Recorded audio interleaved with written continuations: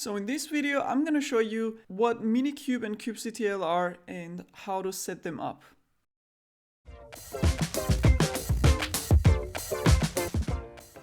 So first of all, let's see what is Minikube. Usually in Kubernetes world, when you're setting up a production cluster, it will look something like this. So you would have multiple masters, at least 2 in a production setting, and you would have multiple worker nodes.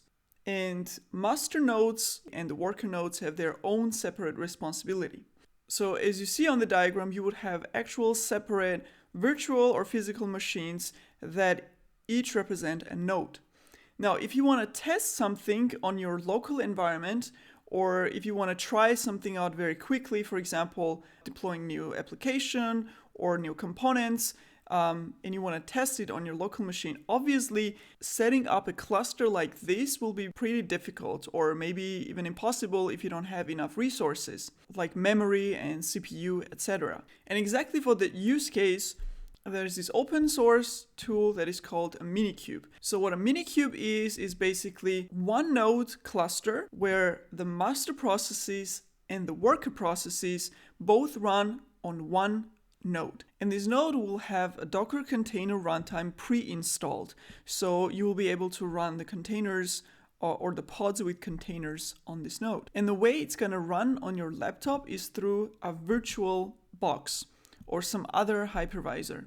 So basically, Minikube will create a virtual box on your laptop, and the node that you see here, this node, will run in that virtual box. So to summarize, Minikube is a one-node Kubernetes cluster that runs in a virtual box on your laptop, which you can use for testing Kubernetes on your local setup. So now that you've set up a cluster, or a mini cluster on your laptop or PC on your local machine, you need some way to interact with a cluster. So you want to create components, configure it, etc. And that's where Kubectl comes in the picture. So now that you have this virtual node on your local machine that represents Minikube, you need some way to interact with that cluster. So you need a way to create pods and other Kubernetes components on the node. And the way to do it is using Kubectl, which is a command line tool for Kubernetes cluster. So let's see how it actually works. Remember we said that Minikube runs both master and worker processes.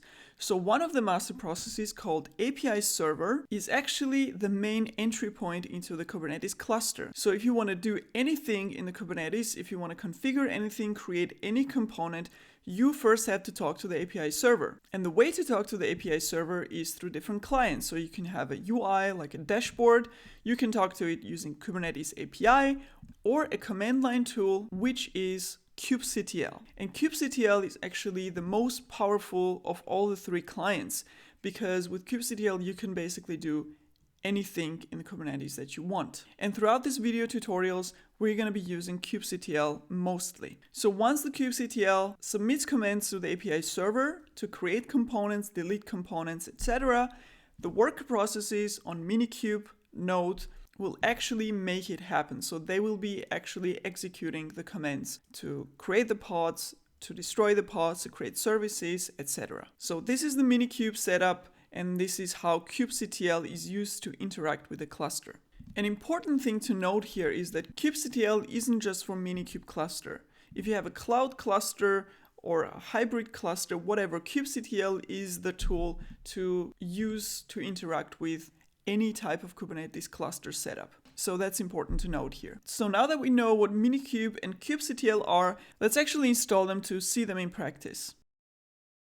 I'm using Mac, so the installation process will probably be easier, but I'm going to put the links to the installation guides in the description so you can actually follow them to install it on your operating system. Just one thing to note here is that Minikube needs a virtualization, because as we mentioned, it's going to run in a virtual box setup or some hypervisor. So you will need to install some type of hypervisor. It could be VirtualBox. I'm going to install a HyperKit, but it's going to be in those step-by-step instructions as well. So I'm going to show you how to install it on a Mac. So I have a Mac OS Mojave, so I'm going to show you how to install Minikube on this macOS version. And I'm gonna be using brew to install it. So brew update. And the first thing is that I'm gonna install a hypervisor hyperkit. So I'm gonna go with the hyperkit. Go ahead and install it. I already had it installed, so with you, if you're doing it for the first time, it might take longer because it has to download all these dependencies and stuff. And now I'm gonna install Minikube. And here's the thing, Minikube has kubectl as a dependency. So when I execute this, it's gonna install kubectl as well. So I don't need to install it separately. So let's see here. Installing dependencies for Minikube, which is Kubernetes CLI. This is kubectl. Again, because I already had it installed before, it still has a local copy of the dependencies. That's why it's pretty fast. It might take longer if you're doing it for the first time. So now that everything is installed, let's actually check the commands. So kubectl command should be working. So I get this list of the commands with kubectl, so it's there, and Minikube should be working as well. And as you see, Minikube comes with this command line tool, which is pretty simple. So with one command, it's gonna bring up the whole Kubernetes cluster in this one node setup, and that you can do stuff with it, and you can just stop it or delete it. It's pretty easy. So now that we have both installed and the commands are there, let's actually create a Minikube Kubernetes cluster. And as you see, there is this start command. Let's actually clear this. So this is how we're gonna start a Kubernetes cluster.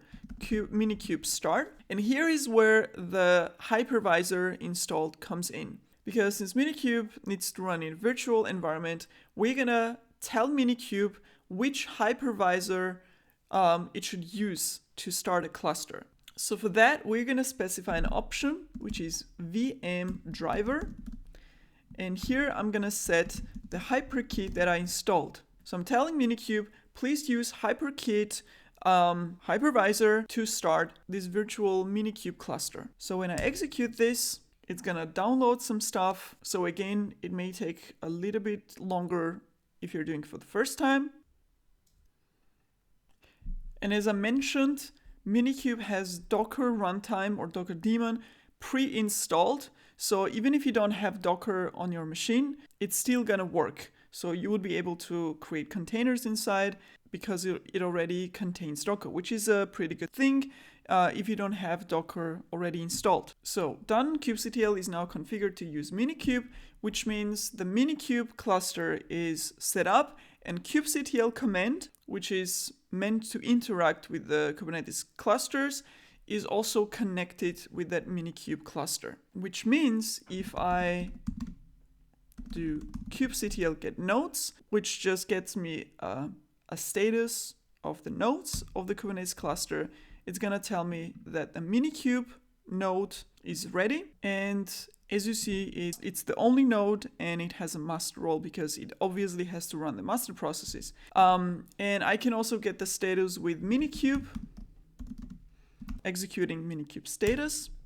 So I see host is running, kubelet, which is a service that actually runs the pods using container runtime, is running. So basically everything is running. And by the way, if you want to see Kubernetes architecture in more detail and to understand how master and worker nodes actually work and what all these processes are, I have a separate video that covers Kubernetes architecture. So you can check it out on this link. And we can also check which version of Kubernetes we have installed. And usually it's going to be the latest version. So with kubectl version, you actually know what the client version of Kubernetes is and what the server version of Kubernetes is.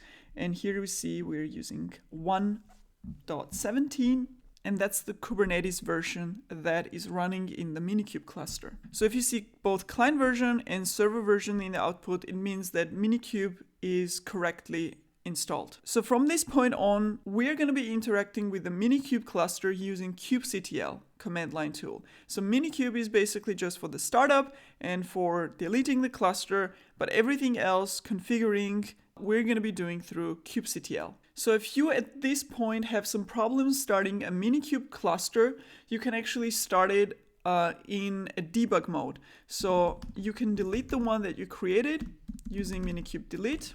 It's gonna delete the whole cluster, and you can start it in a debug mode. So basically VM driver hyperkit, and here you can just add these options. So using these options, you're gonna see everything that's happening when you execute Minikube start in debug mode, and it's also gonna print all the errors that happen in the console. So if I execute this, so as you see, the output is pretty verbose with these options. So if you have any trouble starting the Minikube cluster, you can actually see the detailed output in the console if there is some error. Okay, so the Minikube is running again. And let's clear this. And all these commands that I executed here, I'm gonna put them in a list in the comment section so you can actually copy them. Thanks for watching the video. I hope it was helpful, and if it was, don't forget to like it. This is a video series, so I will create a new one every week. So if you want to be notified whenever a new video comes out, then subscribe to my channel. If you have any questions, if something wasn't clear in the video, please post them in the comment section below and I will try to answer them. So thank you and see you in the next video.